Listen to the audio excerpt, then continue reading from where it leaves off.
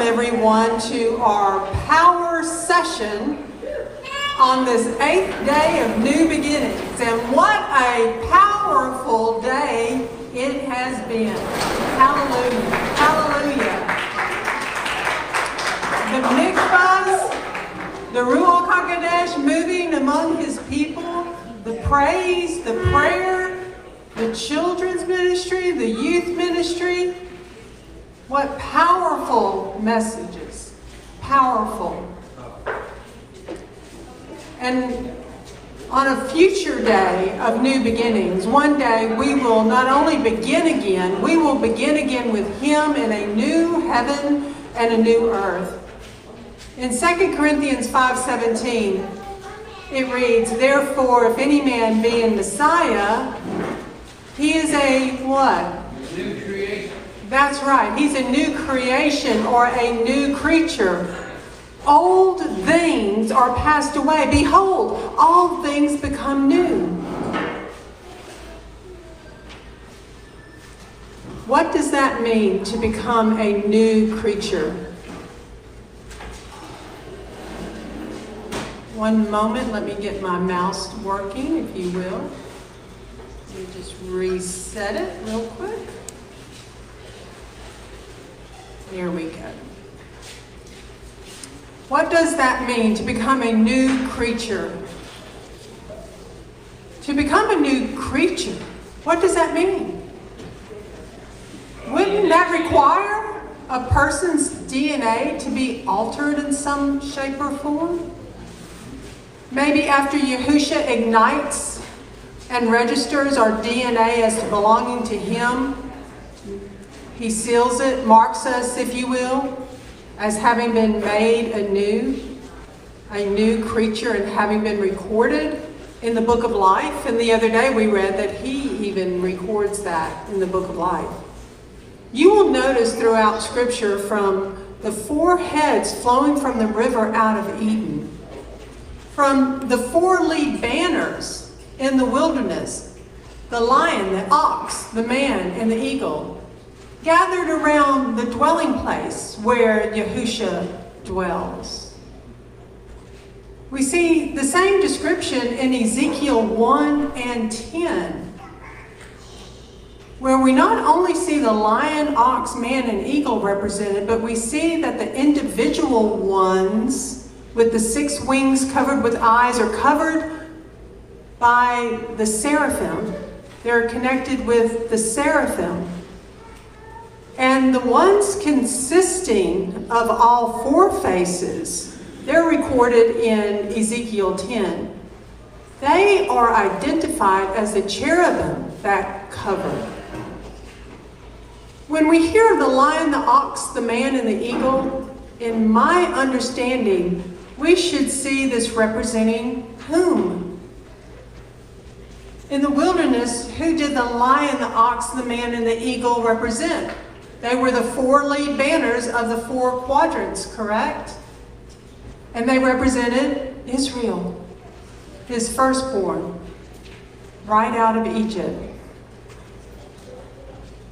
But in Ezekiel, there still existed an expanse of separation, for the door of Revelation 4:1 had not been opened yet. Remember, the cherubim guarded Adam and Eve from re-entering the garden, did he not? That partition of separation was up.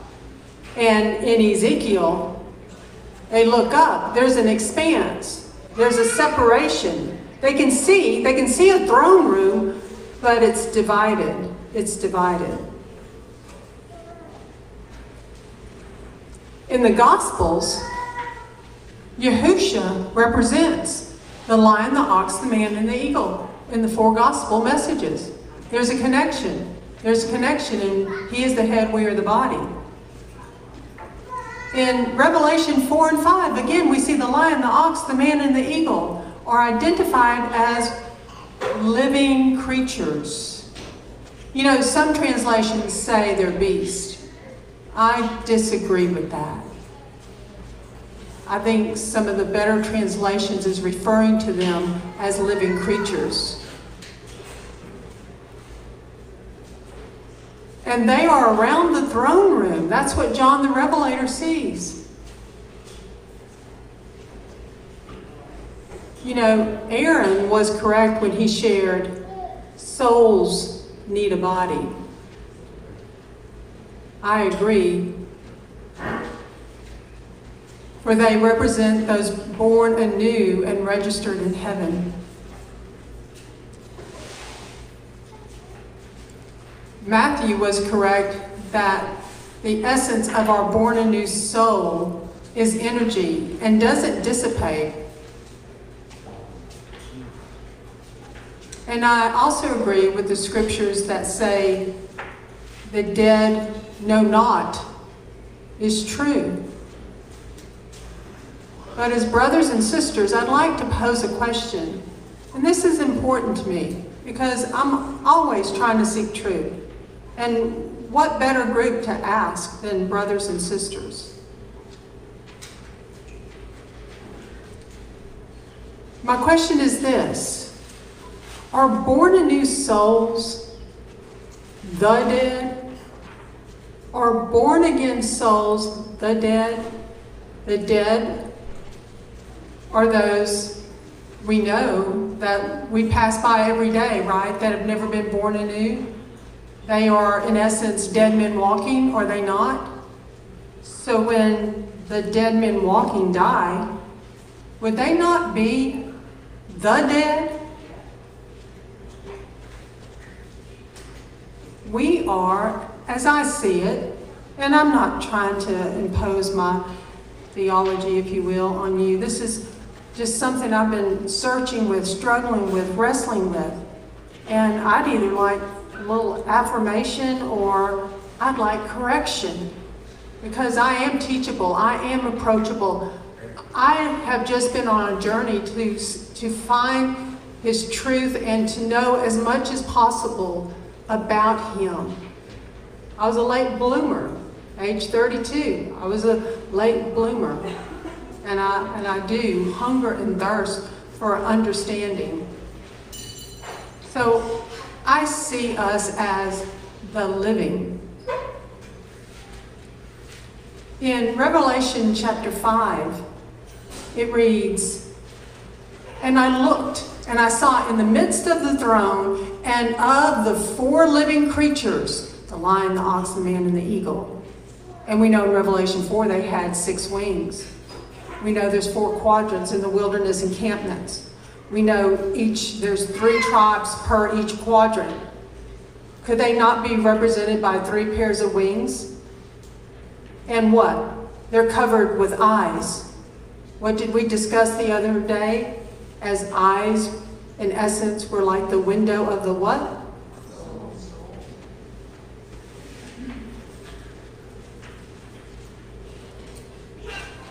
Yahusha told us, in my Father's house are many dwelling places. If it were not so, I would have told you. Are heavenly dwelling places like our houses we build, or could they be different? He just calls them dwelling places or mansions. As Bereans, could we possibly consider that the energy of those departed souls are beneath His wings of His seraphim and cherubim that cover and are gathered to their tribe, their people? You know, the cherubim were located closest to Yahusha. And in Ezekiel 10, I hope I'm not getting ahead of myself, but in Ezekiel 10, you know, I pondered the cherubim, they had 4 faces. Now that was different. How would that fit? They had 4 faces, representing possibly the 4 quadrants. But if we're a kingdom of priests from every tongue, tribe, people, and nation that possibly rotate in those positions, would they not be priests from every tongue, tribe, people, and nation? Psalm 91:4, He covers you with His feathers, and under His wings, possibly I ponder, could His wings be referring to the seraphim and cherubim? you take refuge. His truth is a shield and an armor. And would not the enemy try to duplicate this with airplanes and rockets here on earth? After all, Lucifer was what? He was once the cherubim that covered.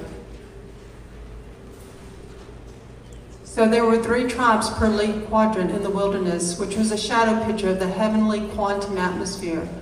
I see each pair of wings represent a tribe, and the eyes, souls. The heavenly pattern is very mobile, and so was the earthly wilderness encampments. They moved out in a specific order. Yahusha said he was the resurrection and the life. He's not only the resurrection, he is the life.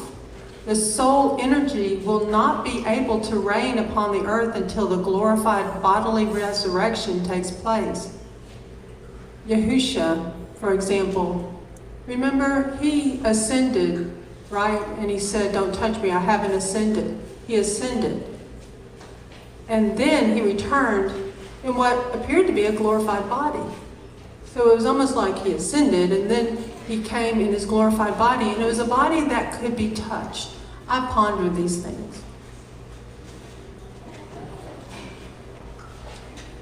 And if I'm on the right track, and please, hopefully after this session, you'll come to me and offer me some insights. The soul energy that exists under his wings, if that's where it does exist, will be the first ones to receive their glorified bodies. And then the rest of us that may remain will be changed in a moment. And we will celebrate the marriage supper of the Lamb. And he will rule and reign with him upon the earth from Mount Zion in our glorified bodies. No longer being a soul that needs a body. No longer directly dependent on dwelling with the assistance from the seraphim and the cherubim that cover. Because they're very mobile. They're very mobile. Remember when Elijah was taken up? Elisha said, the chariot of Israel, it passed through our atmosphere, did it not? Did Yahusha come into our atmosphere by the pillar of fire and the pillar of cloud? Was he not in our atmosphere? Is it unusual for him to come into our atmosphere? I don't think so. He can come in and go out whenever he wants to. So when I looked and saw in the midst of the throne and of the 4 living creatures and in the midst of the elders, the 24 elders, a lamb standing as having been slain, having 7 horns and 7 eyes, which are the 7 spirits of Elohim, sent out into all the earth. And he came and he took the scroll out of the right hand of him sitting on the throne. And when he took the scroll, the 4 living creatures and the 24 elders fell down before the Lamb, each holding a harp and golden bowls filled with incense, which are the prayers of the set-apart ones.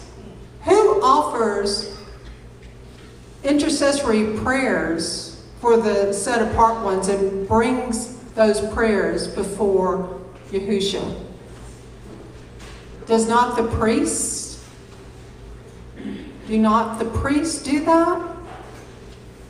And they sang. Who sang? Who sang in that context? The 4 living creatures and 24 elders. That's how I see it. And they sang a new song. Kind of sounds like the song of the redeemed, doesn't it? And they sang a new song saying, "You are worthy to take the scroll and to open its seals, because you were slain and have redeemed us to Elohim by your blood out of," okay, we're going to get a definition of who these 4 living creatures possibly are and 24 elders, "and have redeemed us to Elohim by your blood out of every tribe, tongue, people, and nation." And it's footnoted that this fact is given in 6 other texts in the book of Revelation. "And made us kings and priests," or kingdom priests, "to our Elohim." and we shall reign upon the earth. They're not right now. They're not right now, as I see it. We shall reign. In order to do that, they'll need their glorified body. They'll need their glorified body in order to do that. And they will not be as dependent on, as I see it, the seraphim and the cherubim.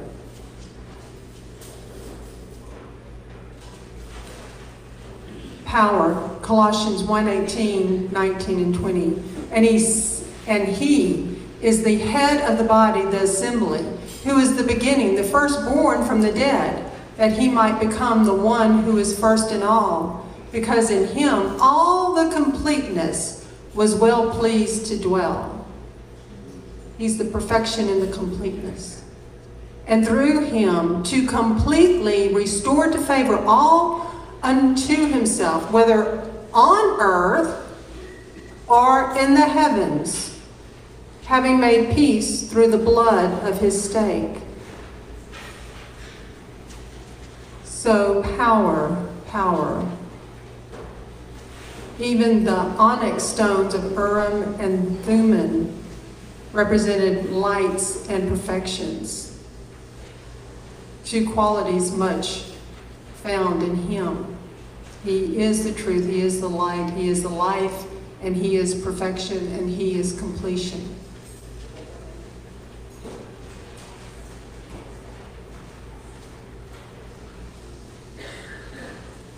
So we have been talking about prayer and fasting. We have been talking about getting our bodies to a state where we can be metabolically stable to do such. And understand our ghrelin hunger hormones can easily become under control, and understand how they function.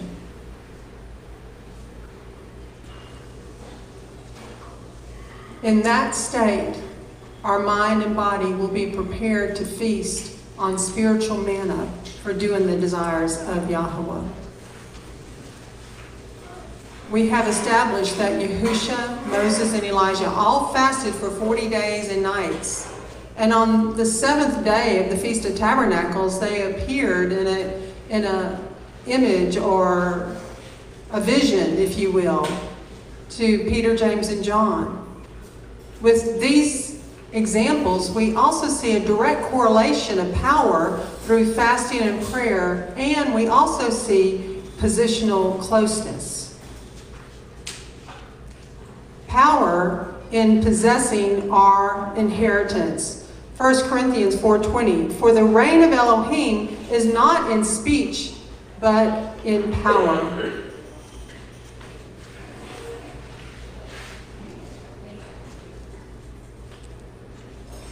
In the account of Caleb's request and inheritance in Joshua 14:6-13, and the children of Yehudah came to Joshua in Gilgal, and Caleb, son of Jephunneh, the Canaanite, said to him, you know the word which Yahweh said to Moses, the man of Elohim, concerning you and me in Kadesh Barnea. I was 40 years old when Moses, the servant of Yahweh, sent me from Kadesh Barnea to spy out the land, and I brought back word to him as it was in my heart.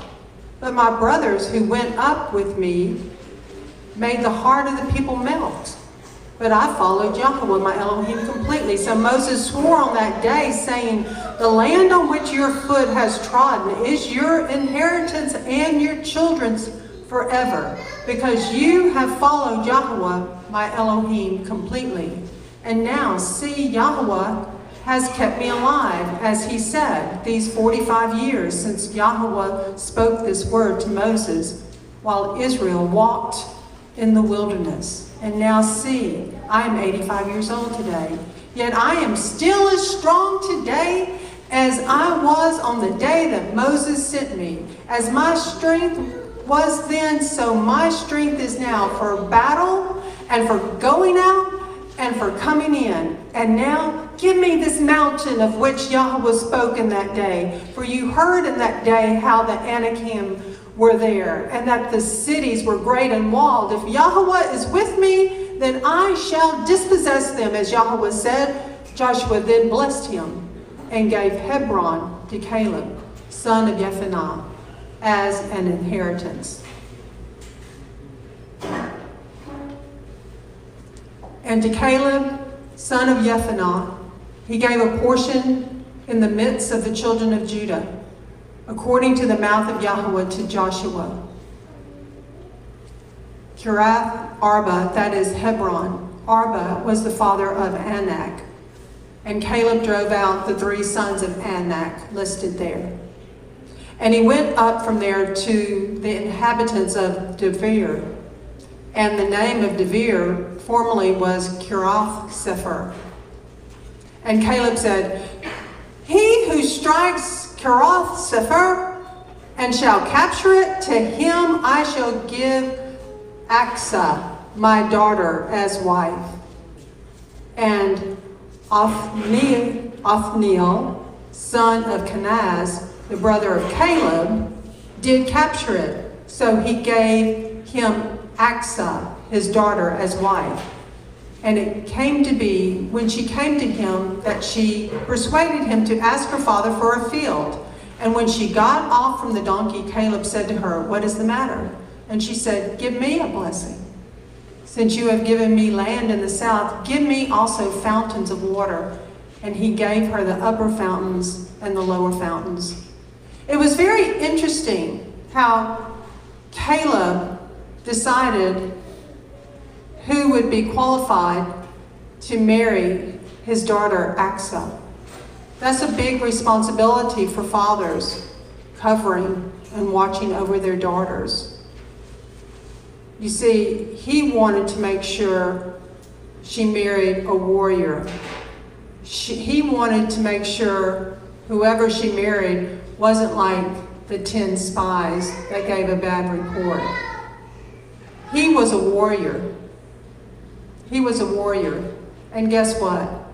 Warriors recognize warriors.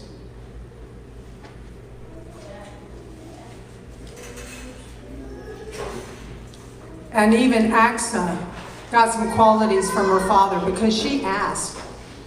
We don't ask, we won't receive, will we? Matthew 7:7 and 7:8. Ask and it shall be given to you. Seek and you shall find. Knock and it shall be opened to you. For everyone who asks receives, and he who seeks finds. And to him who knocks it shall be opened. Othniel means lion of Elohim.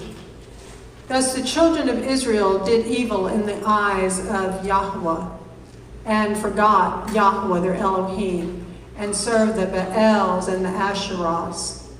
And the displeasure of Yahweh burned against Israel, and he sold them into the hand of Cushan-Rish-Athaim, sovereign of Aram Naharaim. And the children of Israel served Cushan-Rish-Athaim 8 years. And when the children of Israel cried out to Yahweh, Yahweh raised up a savior for the children of Israel who saved them, Othniel, son of Kenaz, Caleb's younger brother.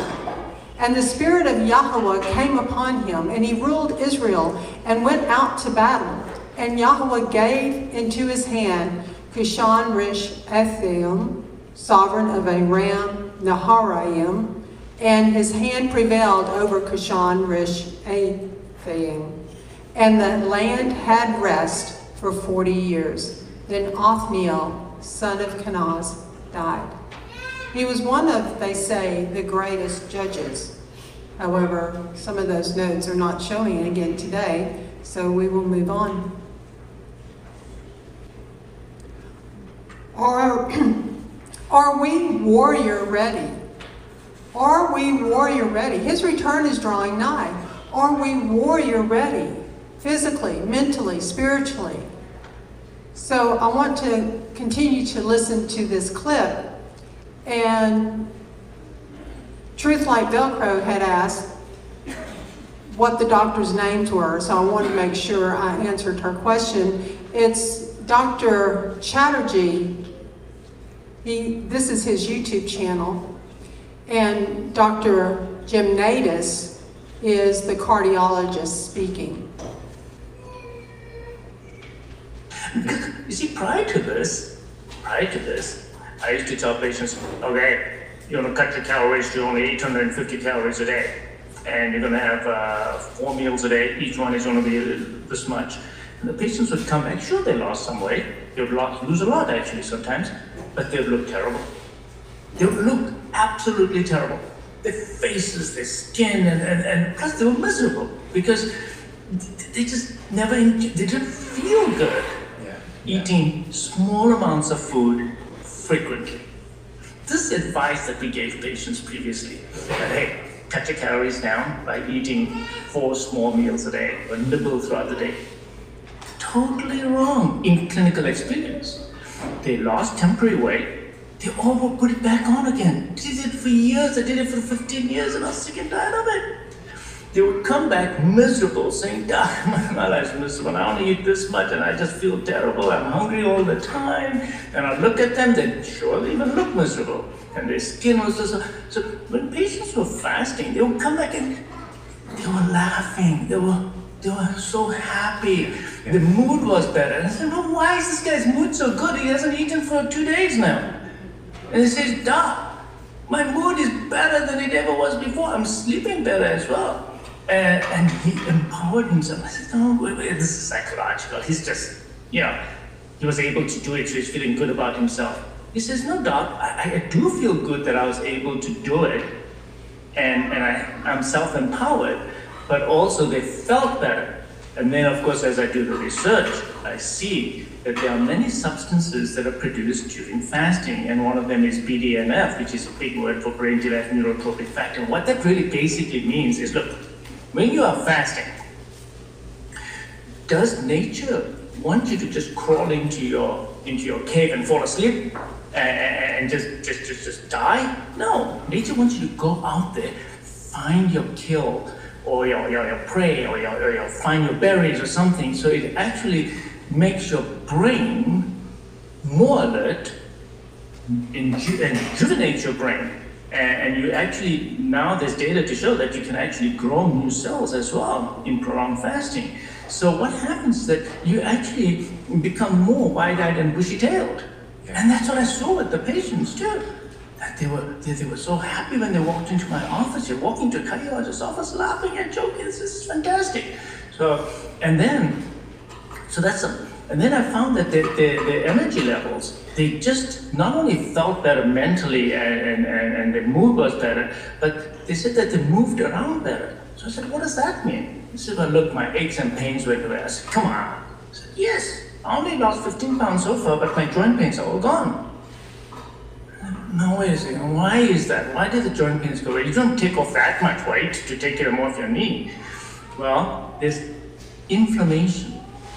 I found that inflammation went down in these patients. So I said, okay, so how do I measure inflammation?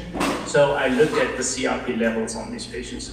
And I found that the CRP is a blood test, and your audience would know that it's a test that we do to look for inflammation, microinflammation in the blood vessels. And I found that they were coming down. Now, you know how hard it was for me to bring these inflammatory markers down? And we give patients statins, and that does bring down CRP, but I found that these patients who were fasting, the CRP levels came down. And perhaps a lot of the inflammation in the joints was getting better because the inflammation went down. So I said, okay, that's fine. What else are you feeling? He said, well, you know what? My stomach feels good too. So, wait a second, come on, guys. You're fasting, and how can this be happening to you? He said, yeah, less bloating. My bowel movements are better. I'm not getting so gassy, and I don't get that fatigue after eating. I just feel so down. Of course, they're not eating, but when they do eat, after the meal, they feel so much better. So they are eating when they break the fast, but they're feeling better. Their guts are better, their joints are better, their minds are better. I just said, oh God, this is crazy. So that's what really, I got so excited about fasting, as you could tell. It is an amazing journey. Yeah, it's, what's incredible is hearing you talk about this with this incredible passion. You have seen really, really sick patient. You've been inside their body. You're obviously, there was clearly a frustration at some point. Why am I keep doing this with all these patients? They keep coming in. What else can I do? But what you're talking about with fasting, it's not giving more things to someone. You've got to add this into your life. You've got to take more medications, take more supplements, go to the gym more, right? Because most of the things we advise, we're asking them to do more, add more things in. Actually, this is very, very simple at its core. We're asking them to do less. We're saying, actually, don't cook. We'll get into the specifics, but I'm just saying, sort of 30,000 foot view is, it's kind of like, well, I'm gonna save you some money, you can eat less. I'm gonna save you some time, you don't have to cook. This is gonna help improve your sleep, your cognitive function. It's very interesting. It's something so simple that pretty much every religion has as part of its kind of culture and tradition, yet it's so alien to us in the way that we currently live, or as doctors, the way we currently practice, isn't it? Absolutely, absolutely. And on this journey, they find out something about themselves. Yeah. I'm talking about what they find out. They find out that they are not the hunger. They are not the craving. That they are something. I'm just going to say it first time. I am something beyond my hunger. I'm beyond my body. I'm beyond my habits. I've suddenly realized that I am in charge. That I don't have to have breakfast. If I'm not hungry, I don't have to have breakfast. And now, doc tells me that's good for me. Lunch comes around, are you hungry? Or have you been a victim of just, it's 1 o'clock, so I have to eat?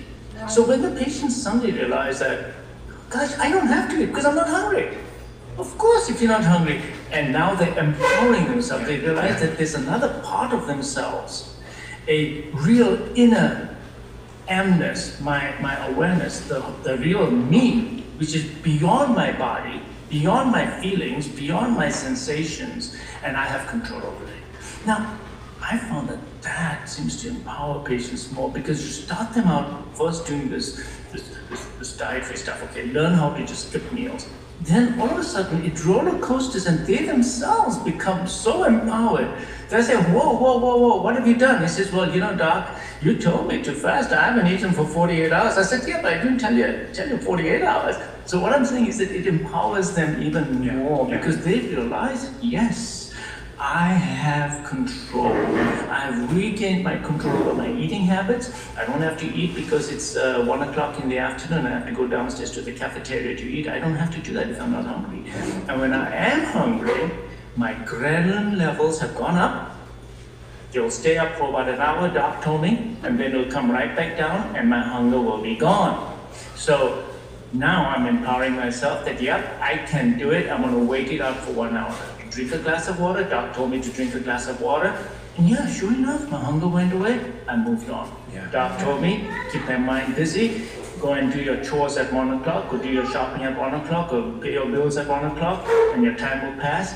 And before you know it, you'll be back to work at 2 o'clock, and you'll have no problems till the evening. So I think that self-empowering the patients this way, they're taking control, and they're looking back, and they're getting positive feedback. Oh yeah, I have regained control.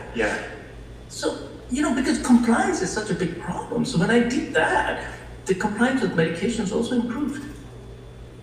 Because the patients they took control. They took control. I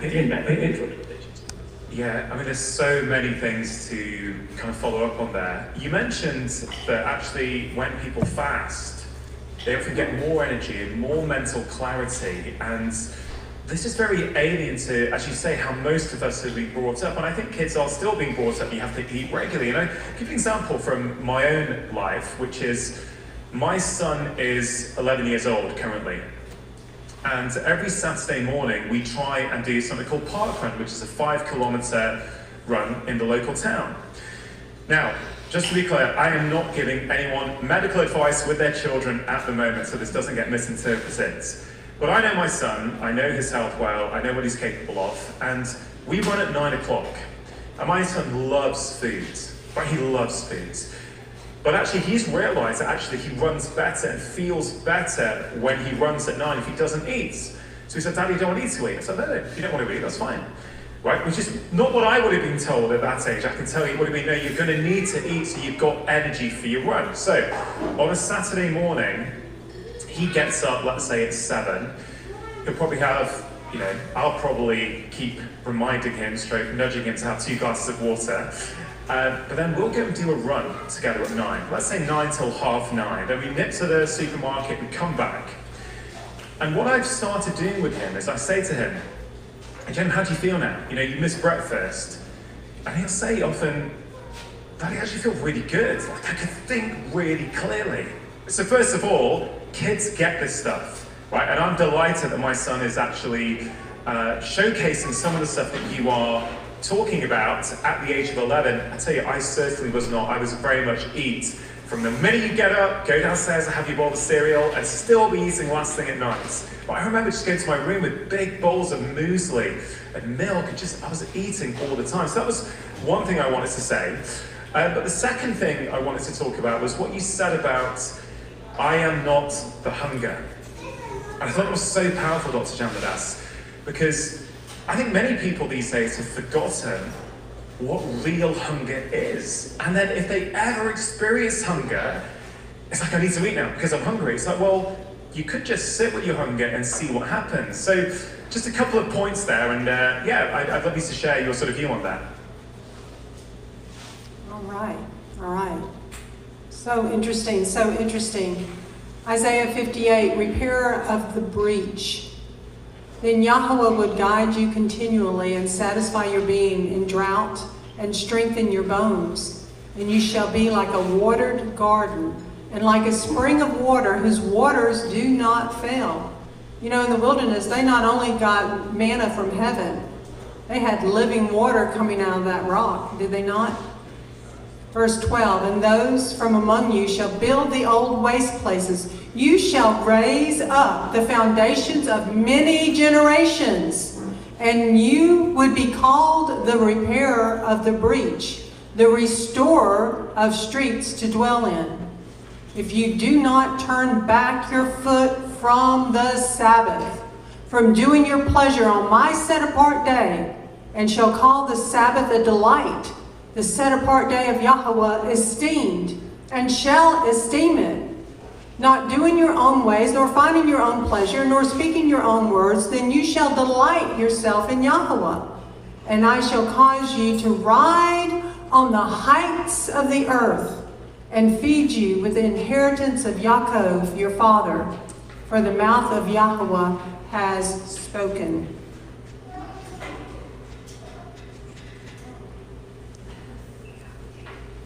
How do we walk in the power of our inheritance as his kingdom of priests? Well, we need to know how to conquer and crucify our flesh once and for all by our soul being submitted to the Spirit and ruling over our flesh. 2 Corinthians 10, 3 through 6. For though we walk in the flesh, we do not fight according to the flesh. For the weapons we fight with are not fleshly, but mighty in Elohim for overthrowing strongholds, overthrowing reasonings in every high matter that exalts itself against the knowledge of Elohim, taking captive every thought to make it obedient to the Messiah, hopefully before we speak it, and being ready to punish all disobedience when your obedience is complete. Secondly, we need to allow Yahusha to transform us into the one new man.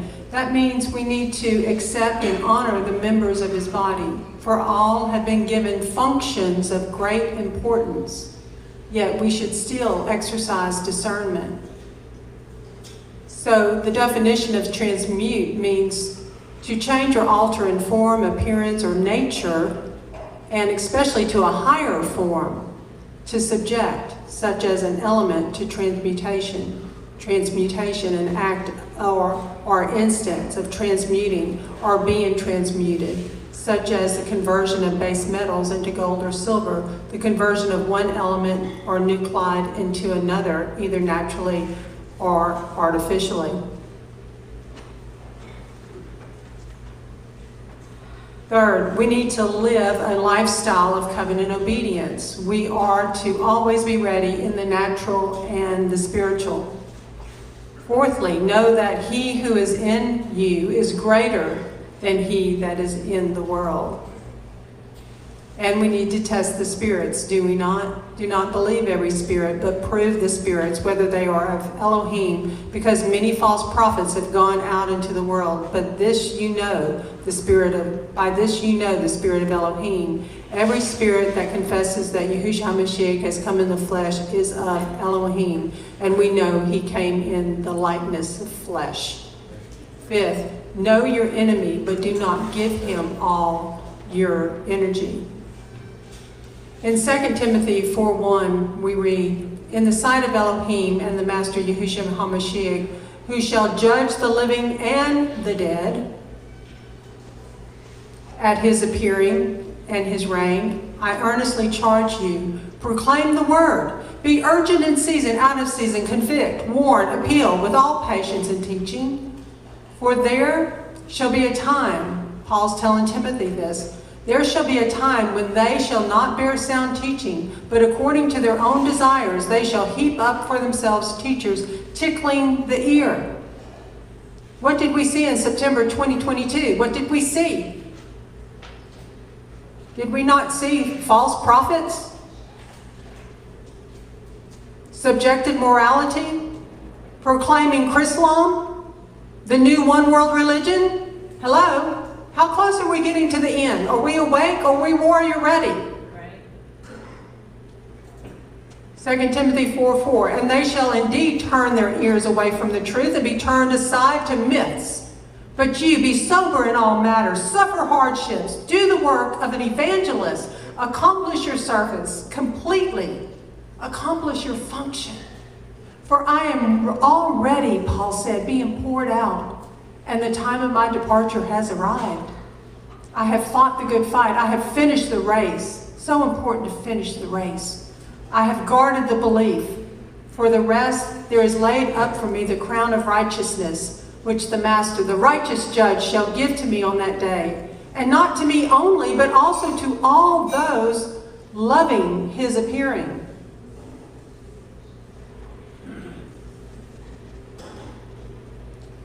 So in essence, we are the pearls and he is the bdellium. He's the essence that binds us together or transforms us, transmutes us, the 12 tribes scattered abroad into the one new man. So that verb, transmutation, it said that the conversion of one element or nuclide into another, either naturally or artificially.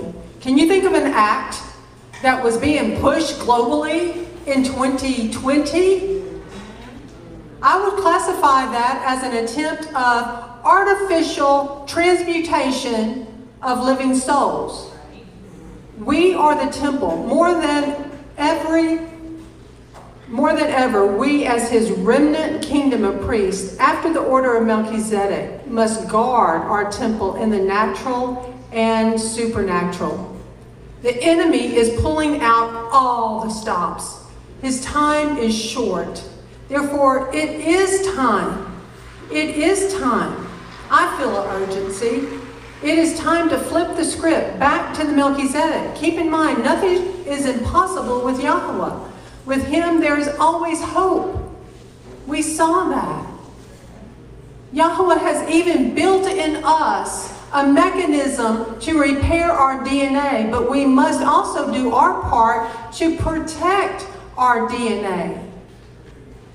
But there is always hope in Yahushua HaMashiach. You never want to take away anybody's hope. There is hope, repentance, asking for forgiveness, asking for healing.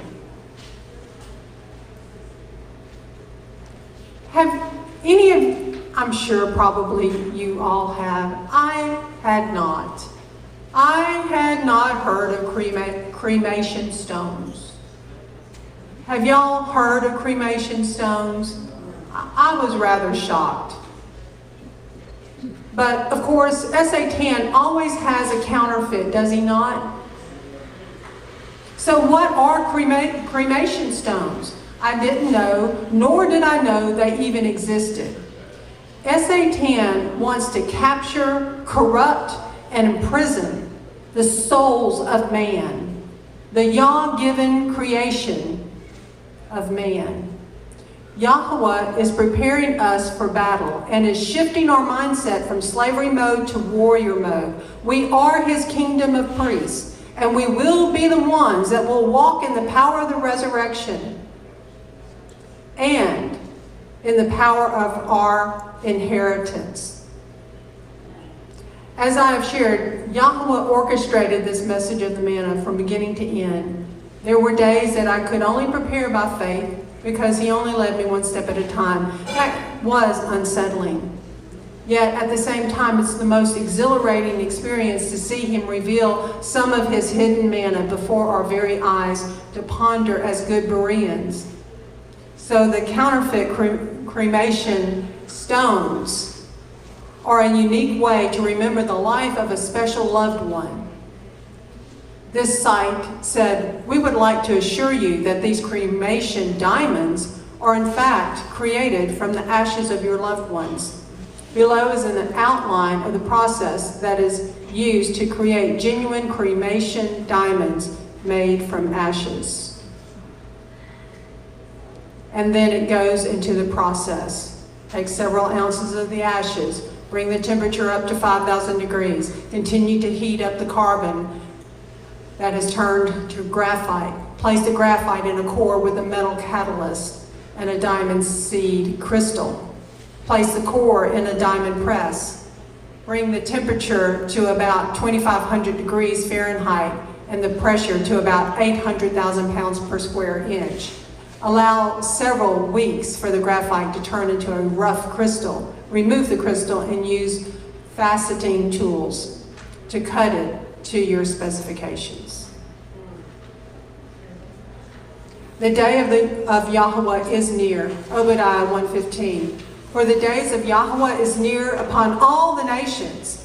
As you have done, it shall be done to you. Your reward shall come back on your own head. For as you have drunk on my set-apart mountain, so do all the nations drink continually, and they shall drink and shall swallow, and they shall be as though they had never been.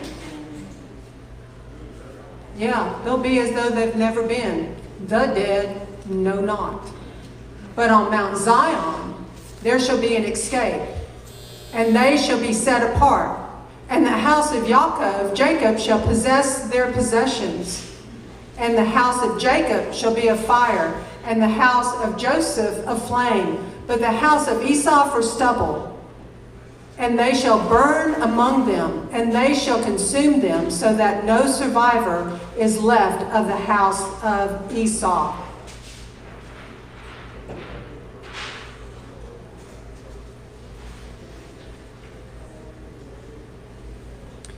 Ezekiel 36:37.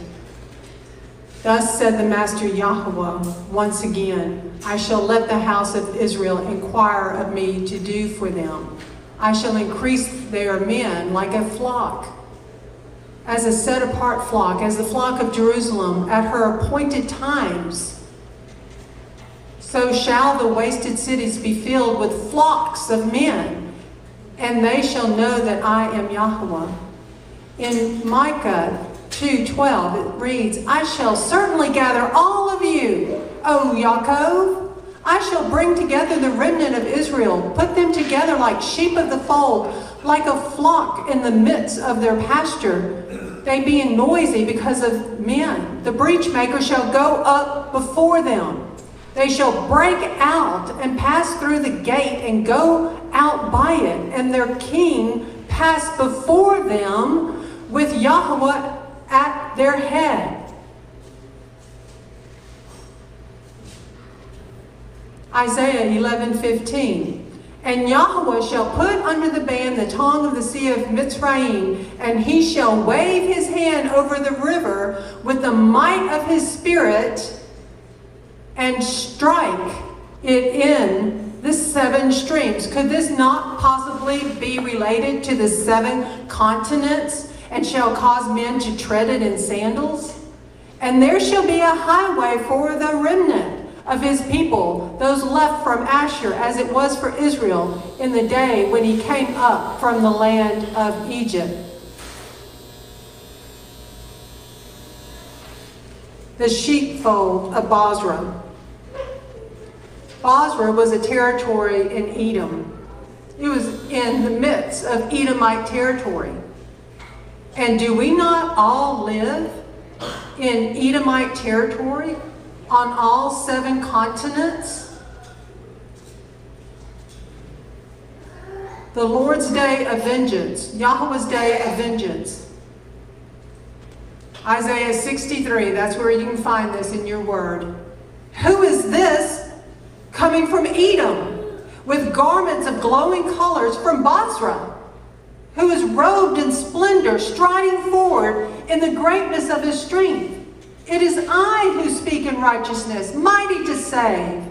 Why is there red on your raiment, and your garments like one who treads in a winepress? I have trodden the winepress alone, and from the peoples no one was with me. And I trod them down in my displeasure, and I trampled them in my wrath. Their blood is sprinkled upon my garments, and I have defiled all my raiment.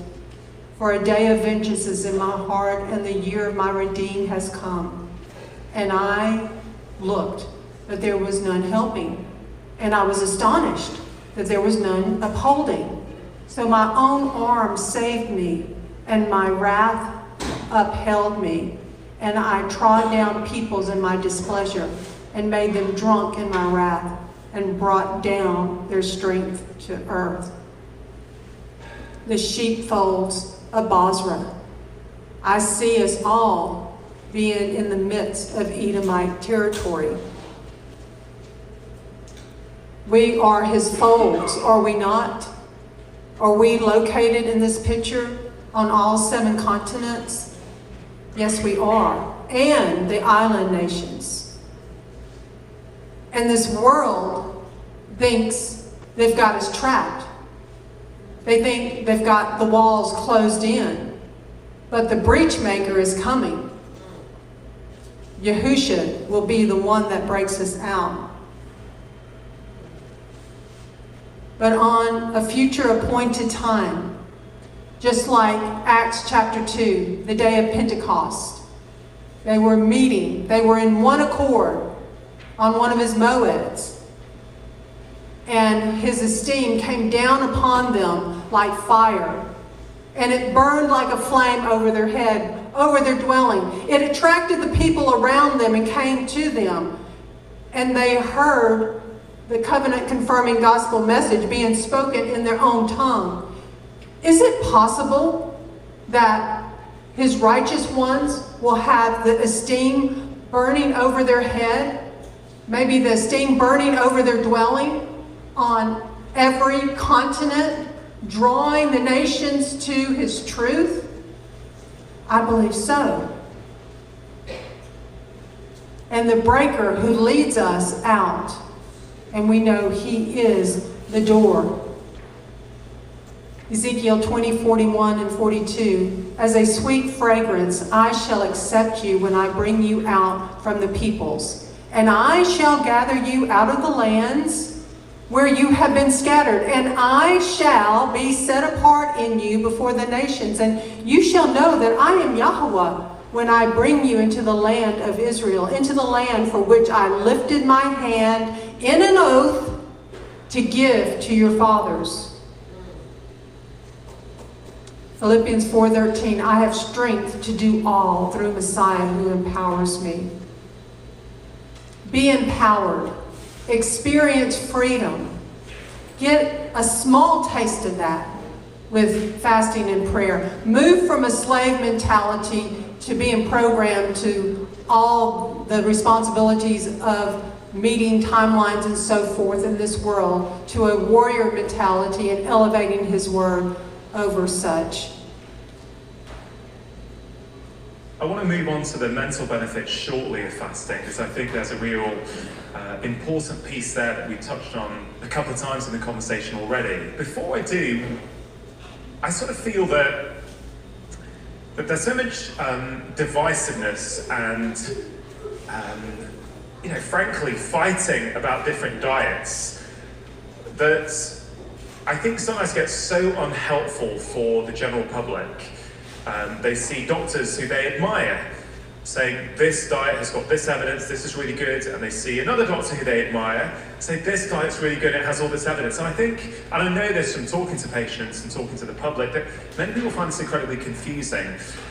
I really like fasting for the right person in the right state of health.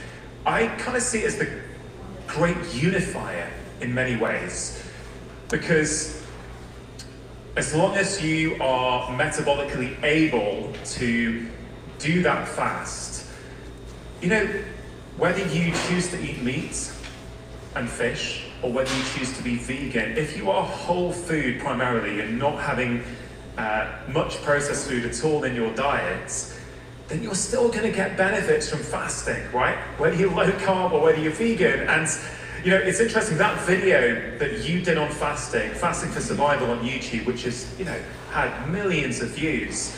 I was reading through the comments just before this conversation, Dr. Jamadas, and the top comment was really, I think, encompasses everything that you stand for. He, I think, said he was mostly plant-based, and he started off following your advice with a whole food, mostly plant-based diet. I think he started off with 18-hour fasts. He moved up to 24-hour ones. I can't quite remember. Then he moved to maybe 1 3-day one every 6 months. And he's documented his health journey over 2 years. And it is utterly remarkable that you put out a video on YouTube and you have completely empowered that guy to transform his life. So first of all, I want to acknowledge you for that. That's just one of millions of people who've seen that video and changed their lives. So that's just incredible work that you're doing. But what do you think about this concept that fasting could be the great unifier? No matter what tribe you belong to, you can still get involved with fasting and yield and reap many of those benefits. You're absolutely right. The various dietary programs that have come out have confused the public. It's confused the physicians as well. My patients come and say that I'm following this diet, that diet, and nothing happened, and this one's too hard for me, and this one's too restrictive for me, and it doesn't fit with my lifestyle. I understand that. Fasting forgives you. Fasting, in a sense, forgives you for certain foods that you may then consume. And actually, think about it this way also. You eat that slice of bread after a fast, your insulin response is totally different in the fasting state than in a fed state. You're going to make less insulin for the same slice of bread in a fasting state. So it's, and the type of food that they consume. So when I first started out, I was years and years ago, I would say, oh, you gotta be a vegetarian, you gotta drop all meats. And being in the United States, how many patients are going to become vegetarian, right? So, and then as the data came out and I started studying more and more, I changed. I decided that, hey, there's something wrong with this. People should be able to eat ancestral foods and what they grew up with, but the problem was processed foods. When we take the foods and we process them, we change them, and all the additives that we put into it, and the way we grow our food or way we get our meats has changed. So I said, no, this is not right. When I studied non-vegetarian diets around the world, how come there is low incidence of heart disease? There are populations that eat only meat and only drink milk and blood, or the population that only eat starches and a lot of it, and they also live long. What's the commonality? What is the commonality in all of them? The commonality is no processed foods, no additives, right? No sugar. So they all had simple diets. So then I came up with my own plan and I said, listen, what do you like to eat? What do you like to eat? So you want to eat red meat? Okay, then eat grass-finished meat. because that will have more nutrients in it. The fats will be the right kind of fats. You will not have all those omega-6s in there. You'll have more natural fats in there. And if you want to eat eggs, chicken, so I let them do that. And I said, but you got to also introduce plants in your diet, because you need the plants, not for you. Yeah, and you're going to get some water-soluble vitamins, etc., into your system when you eat plants, but it's really for your gut bacteria. So again, I had to read a lot about the microbiome to understand that the fiber is hugely important, very important. And so I tell them, eat your vegetables as well. So this is my diet plan. It's not so restricted. Just stay away from anything that your great-great-grandfather wouldn't eat, and no processed foods. Anything in a packet, box, barcode. Stay away from anything made into a flour. And that's been a hard one, the flour one. Also in some it's everywhere. It's a huge problem. I love this. I'm so enjoying speaking to you. There's a real kind of, there's just a beautiful energy. There's also this kind of real life practicalness that you know what it's like when these patients come in and you've got in your head the ideal thing, but you've got to work with people and their tastes and their preferences and their culture and what they want. And I really do strongly feel that too many people these days on social media commentate. They look at the science and go, oh, this is what everyone needs to do. It's like, it's just not how it works in real life, in my experience. You know, people are different. They've got different desires. They've got different cultures, different preferences. So I really like that. You've mentioned all the kind of physical benefits, the biochemical benefits when we have a period of not taking in food, a period of fasting. But there's also something really powerful, isn't there? Like you have touched on several times, about what it does for you when you know, oh, I can go 12 hours without food, I can go 18 hours, wow, actually, I can go 24 hours and I don't actually need to put something in my mouth. I think we shouldn't undervalue just what that does for someone. You know, I think it's freedom. It's freedom from a dependency on food. Addictive foods, processed foods, sugar. It means that you can go about, you're out on the train station or the airport and there's no good food to have. Cool, just don't eat. Take the flight, don't eat. There's a real freedom which many people feel that they're in chains, I guess, to the food industry and to their hunger and their stomach. So, you know, can you speak a little bit about that and why you feel that's so important? I love the fact that you use that word freedom, because, you know, I said, okay, it empowers the patient, but it is a real freedom. It's a freedom that they know that what their behavior resulted in no adverse effect, and that they were able to overcome those which they never thought they could overcome. So these little hurdles that they're overcoming in their diet actually has huge repercussions in other aspects of their life.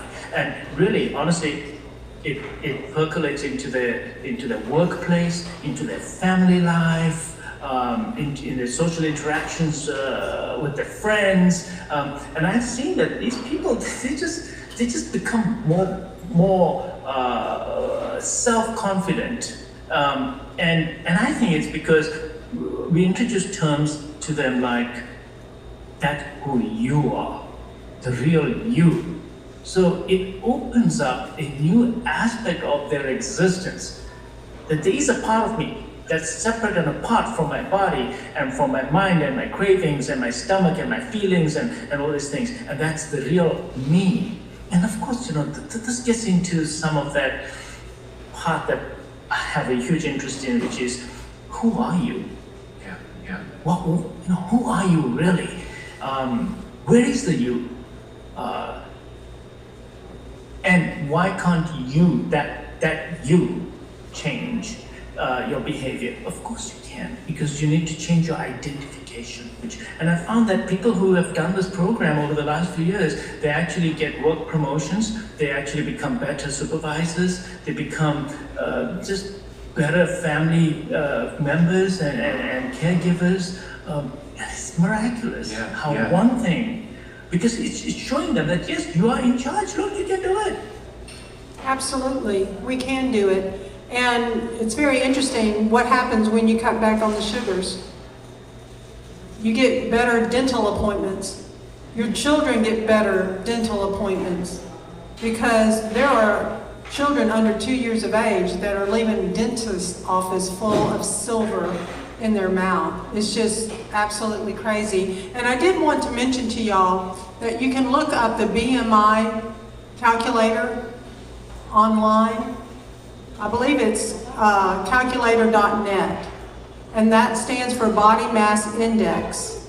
And it will tell you where you are. Are you in the neutral zone, the right weight for your age, gender? Or are you overweight? Are you edging into the obese zone? And of course the goal is to get the neutral weight. In the message of the man in Revelation 21, Brenda went to this chapter and it's interesting. I also focused on it.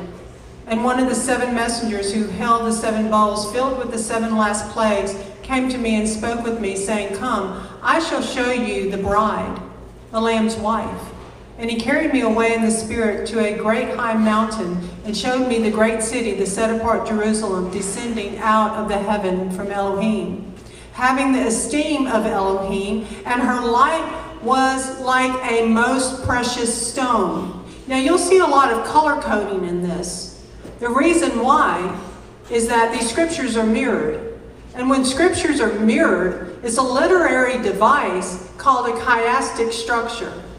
Have y'all heard of chiastic structures? Yes. And matter of fact, the whole book of Revelation is written in a mirrored chiastic structure.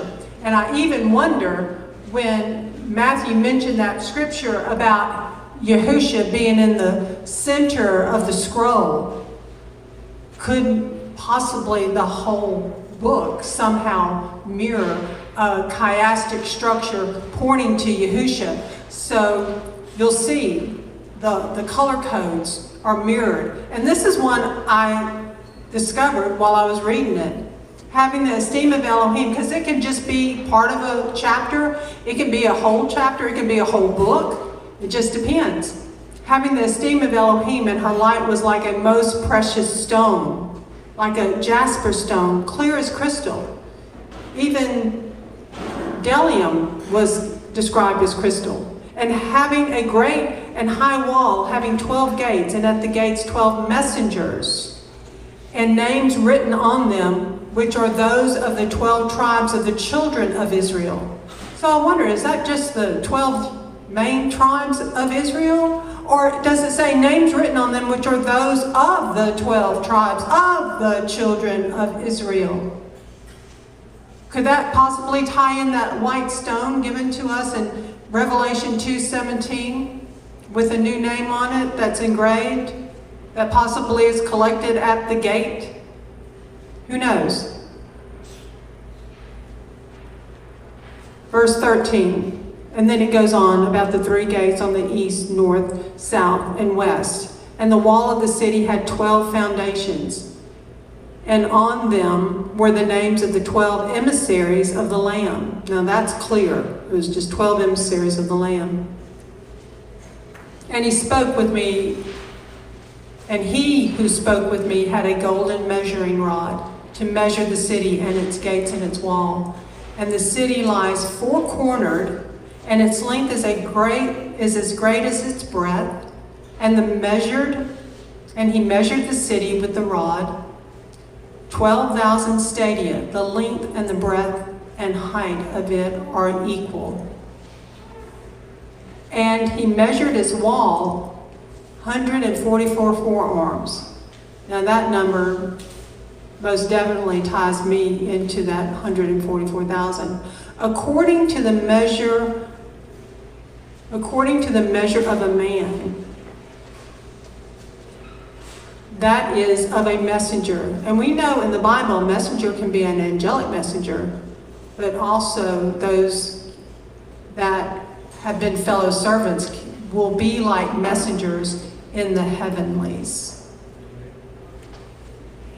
So in verse 12, we had messengers too, as we did in 21 verse 17. We had 12 of them. 12 messengers times 12,000 stadia, 144,000.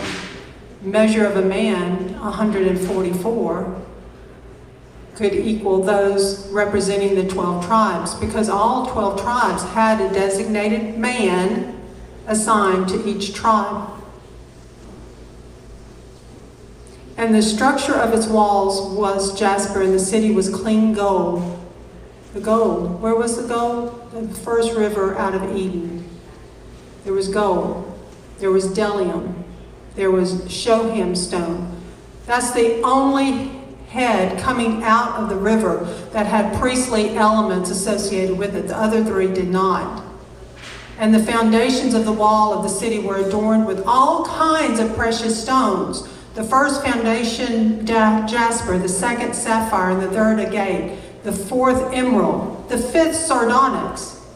That's the white stone with the red lines through it. The sixth, ruby. Bdellium was even mentioned as a ruby in one instance. The seventh, chrysolite. Again, it rather goes back to bdellium. The eighth, beryl. It was identified as beryl at one point. The ninth, topaz. And it made me think back to that book of wisdom, how the manna met every need of those in the wilderness. It met their appetite. Could it not be somehow all of these? We know manna, when it would get hot, it would melt and go down. Just take 12 candles, melt them down. What do? They become one, do they not? They described onyx as white, and it had a fluidly movement to it. Could possibly onyx and some of these other stones have been formed by bdellium, which is a resin? And we know amber is a stone, a precious stone, and it came from amber. It's very possible. And it was also described as a pearl. And the 12 gates were 12 pearls. What kind of pearls do you think they were? Each one of the gates was a single pearl, and the street of the city was clean gold. All the things we were reading about in Genesis 2:12. Bdellium was present with gold and onyx. Bdellium defined as something in pieces with the root word of set apartness, just as Israel is in many pieces, set apart. And lastly, 27. And there shall by no means enter into it whatever is unclean, neither anyone doing abomination of falsehoods, but only those who are written in the Lamb's Book of Life. So this is just another way to show you the chiastic structure. I matched all those verses up, color-coded them, and you see how they mirror one another. And the focus verse is verse 15. And he who spoke with me had a golden measuring rod to measure the city and its gate and its walls. And what's so beautiful, if you turn it the other way around, it formed a 7-branch menorah.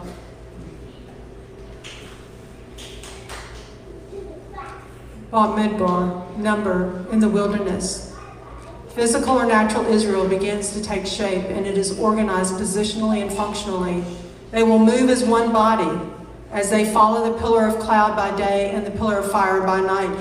Was Moses not instructed to replicate what he saw in the heavenlies?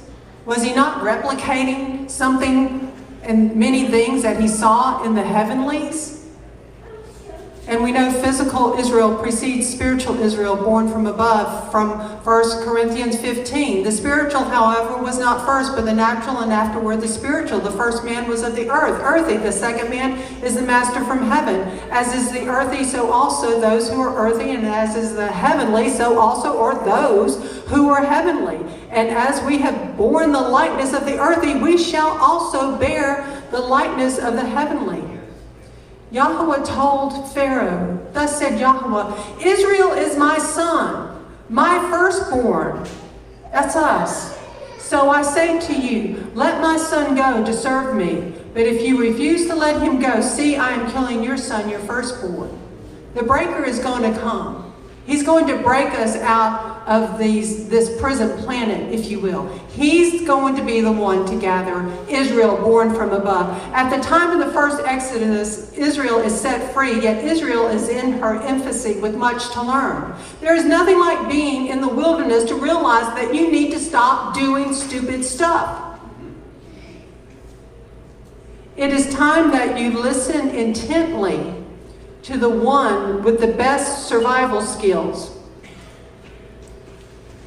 Or you pray and hope you recall everything you watched on so you think you'd survive. You realize you are in dire straits and that you must do what may seem impossible or die.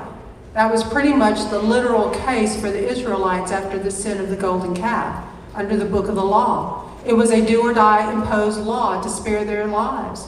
The book of the law would be a harsh schoolmaster, but if they would listen, mature, and obey the master survivalist, Yahweh, they would fare well. If not, they could literally die and die very quickly. In Revelation, we had just read, according to a man in Revelation 21. And we saw that that equaled the messengers of the four living creatures with 6 wings in Revelation 4 and 5, representing 12 men total in the 4 quadrants of the 3 tribes each. In the wilderness, see, there were 12 tribes. Judah, east. Ephraim, west. Reuben, south. Dan, the quadrant, north. Each tribe had a man. And thus, in Revelation 21, it talked about the man representing the 12 tribes, the measure of a man. Judah had Nahshon, son of Amminadab, and we know that that's in Yahusha's genealogy. And Ram brought forth Amminadab, and Amminadab brought forth Nahshon, and Nahshon brought forth Solomon. And Solomon brought forth Boaz by Rahab, and Boaz brought forth Obed by Ruth, and Obed brought forth Jesse, and Jesse brought forth David, the sovereign. David the sovereign brought forth Solomon by Uriah's wife. Matthew pointed out to us in Exodus 6, verse 23, which is good to remember where this is at, because it shows the blending of the tribe between Levi and Judah.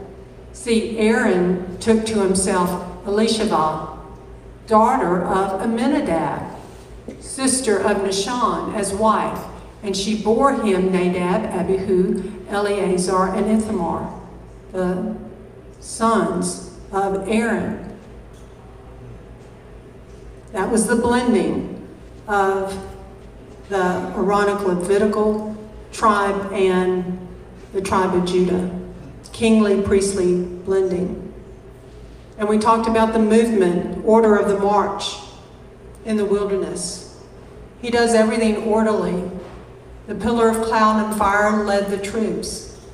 Judah was the front guard. Dan is the rear guard. And guess who else is mentioned as the front and rear guard? Yahushua HaMashiach. The Gershonites had 2 wagons that carried the curtains. The Merarites would follow with 4 wagons. Then Reuben would follow.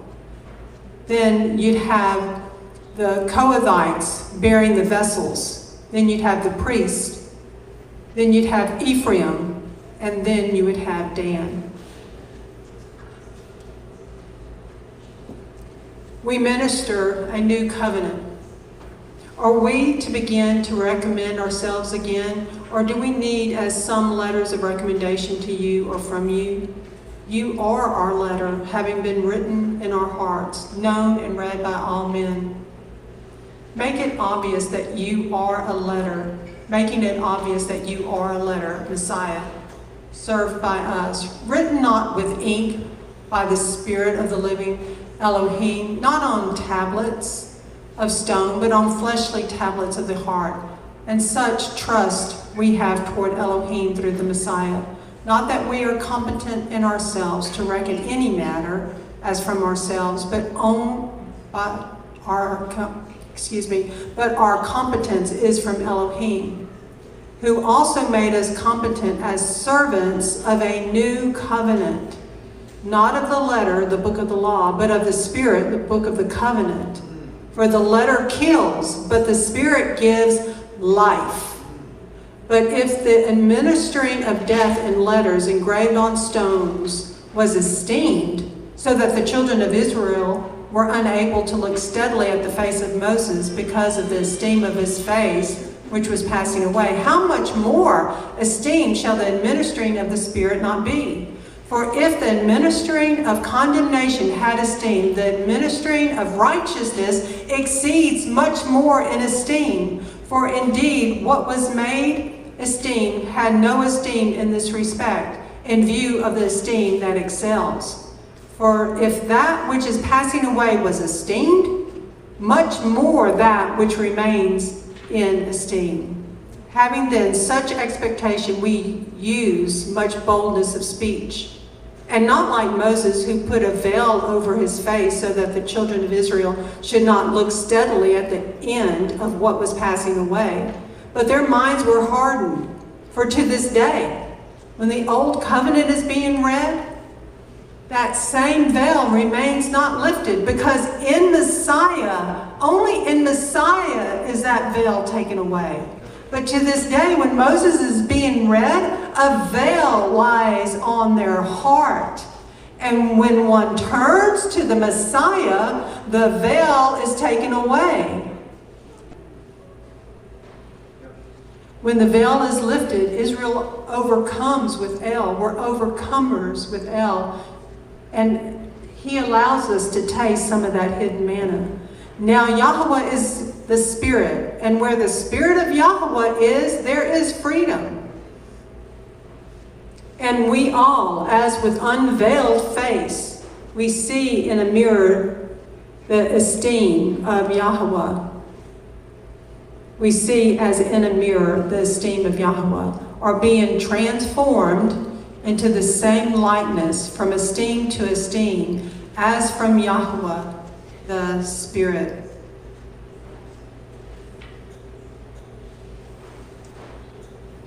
So I pray you've had a very blessed Feast of Tabernacles. I've found it very remarkable.